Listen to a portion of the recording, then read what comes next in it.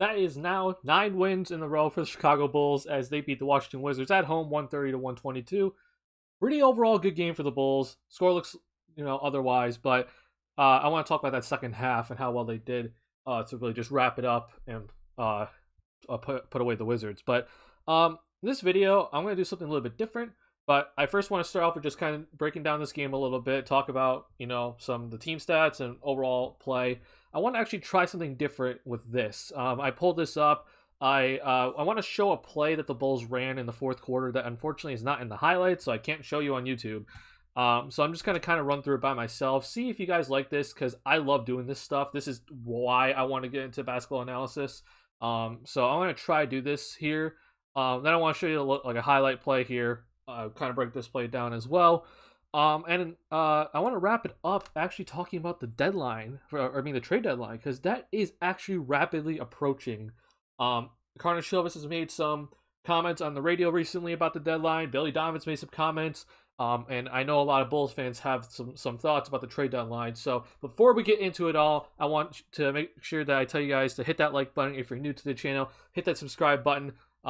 I'm going for 1,000 subscribers this year, so I really want to hit it. So please, please, please help me get to that goal. I would really appreciate it. So let's talk about this game right here, because this was honestly a really, really good outing for the Bulls.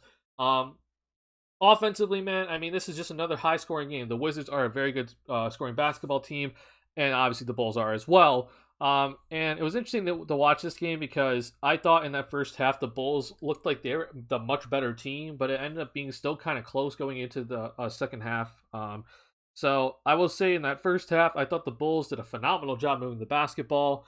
I thought they did a really good job of hitting all their threes. They got it out in a bunch of transition opportunities and converted. And both Io and Kobe off the bench were a huge spark plug, especially at the beginning of the second quarter. So pretty good overall start to this game. The problem was the defense. I have to say that Daniel Gafford pick and roll, I know a lot of Bulls fans are upset about that Gafford trade, but either way, we have to just forget about that right now because he was destroying us with that pick and roll at the beginning. Now, the Bulls were definitely, there were moments where they were able to stop it. Vooch had a lot of steals preventing that lob to Gafford, but Gafford was still able to get his points off that pick and roll. It's just a simple Beal, curl, pick and roll in the middle of the floor. Both guys go to Beal. Then you see the weak side rotation isn't there. And Gafford's just getting easy dunks and layups. So that was an issue. I saw Beal was getting into the paint way too easily. That was also an issue. So defense just wasn't it in that first half. Then came the second half, and I really think the second half. I thought the Wizards made some shots that were pretty difficult, but especially in that fourth quarter, man, I thought the Bulls defense did a phenomenal job clamping up. They made sure that Beal wasn't able to get into the lane as easily. They forced a lot of tough shots at the end of the shot clock. They really made the Wizards work, and I was really, really pleased to see that they upped their defense. And I know it doesn't really look like that in the box score, but a lot of that fourth quarter points for the Wizards came in garbage time. So really just a phenomenal job adjusting from that first half to the second half, because you knew that the Bulls offense was going to be there. It's just a matter of the defense, right, for this game. Bulls and had a kind of a really like a low moment in the third quarter. The Wizards, I think, went on like a 9-0 run to take the lead. And the Bulls did a good job of not letting that deter them, because the Bulls had all the momentum throughout this entire game until that moment. The Wizards then took a 1-point lead. The lead went back and forth for a little bit, but then the Bulls prevailed, got a double-digit lead going to the fourth quarter. So just a really good job responding there. Just a quick look at the stats. Remember in Washington when DeRozan hit that buzzer beater, it was just kind of like, how the heck are the Bulls in this game, right? You saw the box score. It was just like Bulls getting completely out-rebounded, less assists, worse shooting percentage. It was just all over the place for the Bulls, yet they somehow won the game. But in this game, you saw it was much more balanced. We had 34 assists, which was, I think, the story of the night. The Bulls were passing was on point tonight, and I think you can credit that to a practice that they had recently.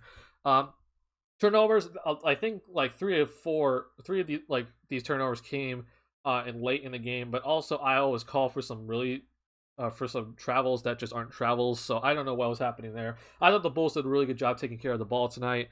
But I mean, you look at the shooting percentage. Bulls outshot the Wizards. But the big thing is this right here. The Wizards are not a good three-point shooting team, and I thought the Bulls in the second half did a good job of forcing the Wizards to take some threes. Uh, but obviously, we know the Bulls are a great three-point shooting team. They don't always take the most, but they usually make them. And we saw that tonight, 45% from three-point range. Phenomenal job by the Bulls tonight. Also, just big thing here, rebounding. The rebounding was legit the same. We did not see that in Washington. We were out-rebounded. But we saw in this game that it was a balance on the boards for both ends. So you do that. Bulls, I think, have a better team on both sides of the ball. You're going to win the game. And the Bulls did just that. So just a quick look at the box score here. DeRozan did not have the greatest night. 5 of 16 from the field. That's not DeMar DeRozan-esque, but we saw the 8 assists. And that, I thought, was the big part. He was struggling from the field. He couldn't hit his normal shots. He had a lot of mid-range opportunities that he usually hits, just didn't go down. A lot of paint opportunities as well, just didn't go down. But he was still playmaking very, very well, especially with that second unit. So credits to him. Bad shooting night for him, but it was okay. At the end of the day, if you're still helping this team win, even if you're shooting bad, that's all that we care about, and he did just that. Vucevic, he definitely kind of started slow in terms of the shot, but I mean, this was another complete game for Vucevic. 16 points, he had 4 steals, good defense from Vucevic tonight, 14 rebounds, but the big thing, 7 assists. Those 7 assists, man, they're huge. And of course, I want to point out this, man. The bench really stepped up tonight. I've been calling for the bench to step up because in that Magic game, you could kind of tell that LaVine and DeRozan, they were kind of tired. They didn't have their legs. And in those types of games, you need the bench to step up because those two guys are playing at such a high level, but you can't always rely on those two guys to give you, the same amount of points every night. They ended up getting their normal points, but it took them a lot of shots. That's not normal. So good job for the bench tonight. 18 from Ayo Dosunmu. We saw 21 from Kobe White. And give credit to Troy Brown Jr. He did not play as much as those other two guys, but I thought he did a really good job today. And Tony Bradley, in very limited minutes, got 8 points. So good job by him as well. We also saw Jordan Bell get a little bit of run, so that was cool to see. But that bench tonight, if I did my math correctly, combined to score 52 points. That is awesome to see. And another thing that's awesome to see is DeRozan. I mean, we're not even talking about DeRozan, I think, in even the top 5 in scoring tonight. I think he's 6. So, that's just phenomenal stuff from the bench in this Bulls team as a whole. When your best player, I would argue that DeRozan's been the best player this year for the Bulls. When he's not having his greatest game, you saw everyone else step up. And, of course, you can't forget Zach LaVine, who I thought got fouled a lot more in this game. I thought LaVine should have went to the line 16 times tonight, but he did, again, phenomenal job today. Also did a good job guarding Beal in some moments here. But let's get to this. This is something a little bit new I want to try out, so bear with me. I don't know how to use everything with this, but this is just a tactical board. And this was a play that the Bulls ran in the fourth quarter, and I want to just point this out because this just shows you how hard it is to guard this Bulls team. It is extremely hard to guard this Bulls team when everyone's on the same page, when you use the big three correctly. It is so hard to guard this Bulls team. So this was a play, I think, around 4 minutes left, if I'm remembering correctly. Ended up in a Vucevic post-up bucket. But I want to show you how it's so hard for opposing teams to guard this, because this is exactly how you're supposed to use the big three. As you can see right here, I've labeled the guys for the Bulls. The Bulls are in red. The Wizards are in purple. But you see Lonzo and Ayo, they're basically going to stay in those two spots this entire possession. You're going to see the big three over here, and I labeled it for you guys. The 3 is LaVine, DeRozan's the 4, and Vucevic is the 5. All right? But basically, this starts out as just a simple double pin down. And you let the big three kind of pick and choose what they want to do here. This is just, let these 3 guys figure it out. So you see LaVine's in the corner, and you're seeing DeRozan and Vucevic kind of set up for a double pin down. But you're going to see here that LaVine actually decides that he's not going to take this screen. I don't know what I'm doing. I apologize again. You're going to see here that LaVine's actually not going to take this screen here. You're going to actually see LaVine go this way, and he's going to reject the screen, basically. And then what this basically does, though, is that it actually forces a switch. So you see LaVine go this way, and then DeRozan and his man actually switch, all right? So this is a pin down here being set by DeMar DeRozan, but LaVine rejects the screen, he goes baseline.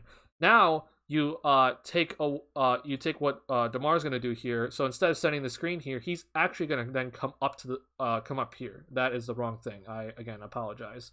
Let's see here. Get this out of the way. And I want, I want that. All right, so you're going to see DeRozan take the Vucevic screen here and come up and get the ball. So now we can get rid of this here. So DeRozan's going to come up here. He's going to get the ball. And you're going to see what happens here is that the Wizards actually have to switch this. So now, look what's happened. You've created a mismatch here with not only DeRozan being guarded by Daniel Gafford, who's a center, but also then Vucevic is being guarded by the small forward by the other team. So you see the ball gets thrown over here to DeMar DeRozan. And now you see LaVine goes back here. His man follows him. But here's the big thing. You've created 2 mismatches already. So DeRozan can take this and isolate, or you throw it down to Vucevic and take advantage of his size. So you see here, Vucevic actually goes down to this side of the floor, and you see DeRozan pass the ball back out to Lonzo, and you saw then the Wizards player here, they fronted Vucevic. So the pass wasn't there initially. So you do exactly what you're supposed to do, and you throw it down to the corner to Io.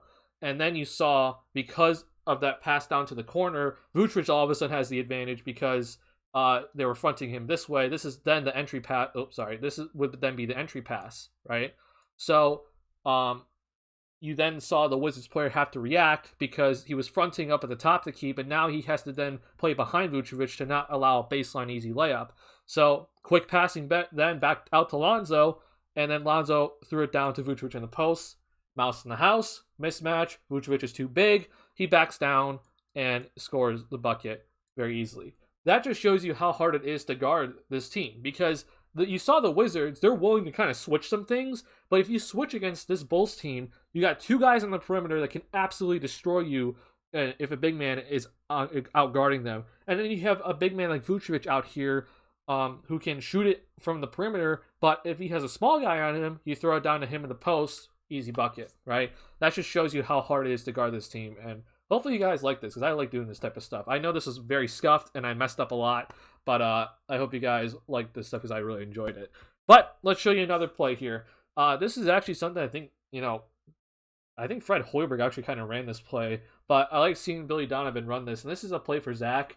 You're going to see Kobe White come up to the top of the key. Derrick Jones Jr. is setting the screen here. And as this is happening, I talked about this all the time with this team, that you always need weak side movement. It is crucial to this team's success. The ball's over here, right? So this is the strong side, but over here with Io and LaVine, this is the weak side. But there needs to be movement on the weak side to help open up the floor. And you see right here, what actually happens is, as this pick and roll is happening, you see LaVine come on over, and he sets basically a flare screen for Io to go to the corner.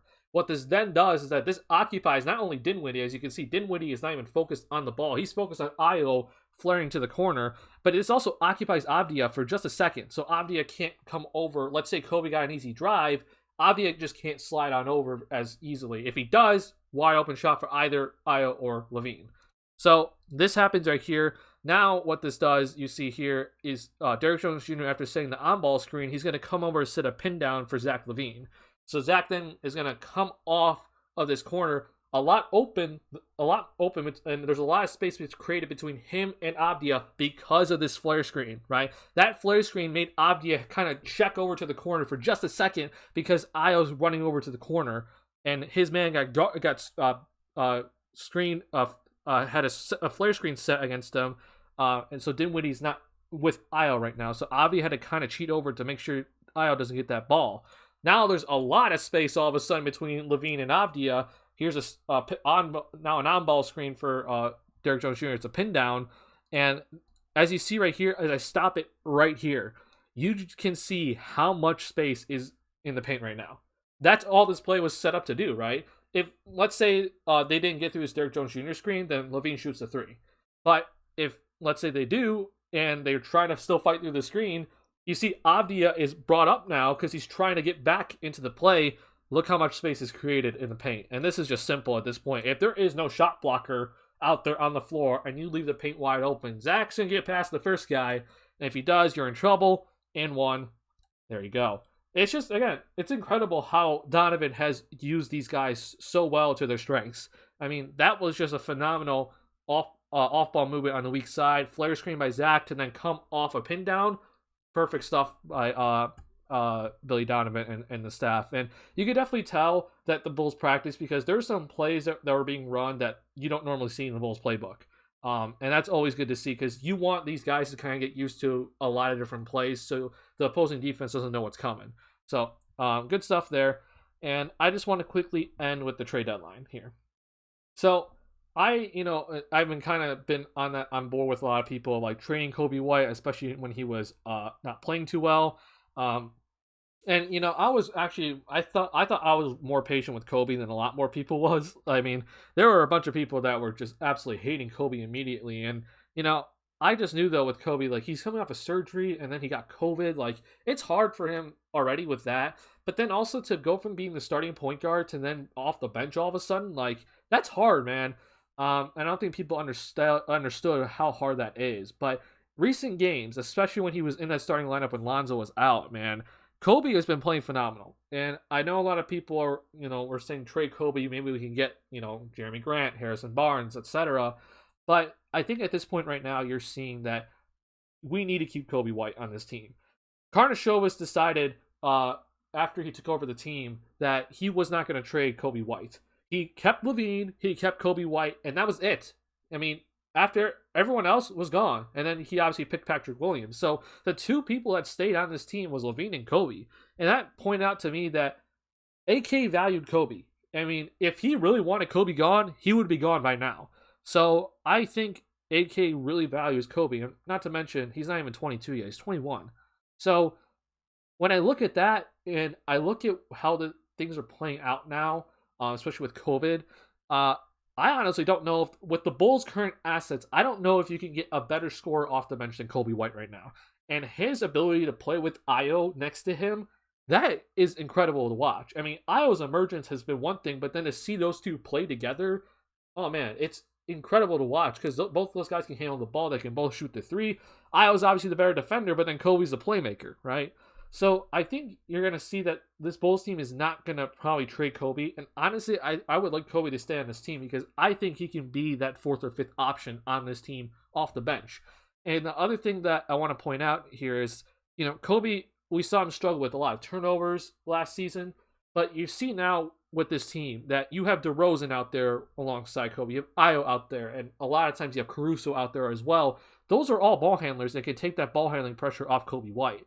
And that allows Kobe to, have the ball sometimes, but not always have the ball and have to be in charge of bringing it up the court. And it just allows Kobe just to be Kobe. So I honestly think you're not going to see this Bulls team look to trade Kobe. And honestly, I don't want them to at this point because Kobe's played too well over these past 2 weeks for me to say, let's start looking to trade Kobe.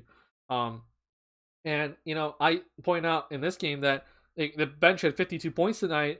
Most of that was Io and Kobe. I mean, we're missing Caruso. We're missing Javonte Green. So all of a sudden now, I mean, a lot of Bulls fans are thinking, this team isn't that deep. But now we're looking at this Bulls team.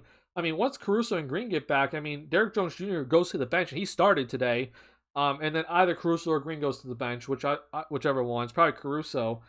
I mean, we're looking at an incredibly deep team all of a sudden, especially because Io's emergence has become something out of the blue, and we couldn't have seen that coming. So, it's just an interesting thing to think about because, I know a lot of Bulls fans are thinking, let's go for it now. And I'm kind of on the same board there, but we have to make sure that we aren't giving away too much. And I think giving away Kobe, is kind of hard to do right now. And especially because he's a player that is available and is not injured, that's hard to give up. So I'm on the, now I flipped because I used to be on the side of the let's trade Kobe, let's look to trade Kobe. I'm now on like let's keep Kobe because we saw tonight. I mean, this dude can easily be your fourth or fifth option and sometimes your third option on any given night.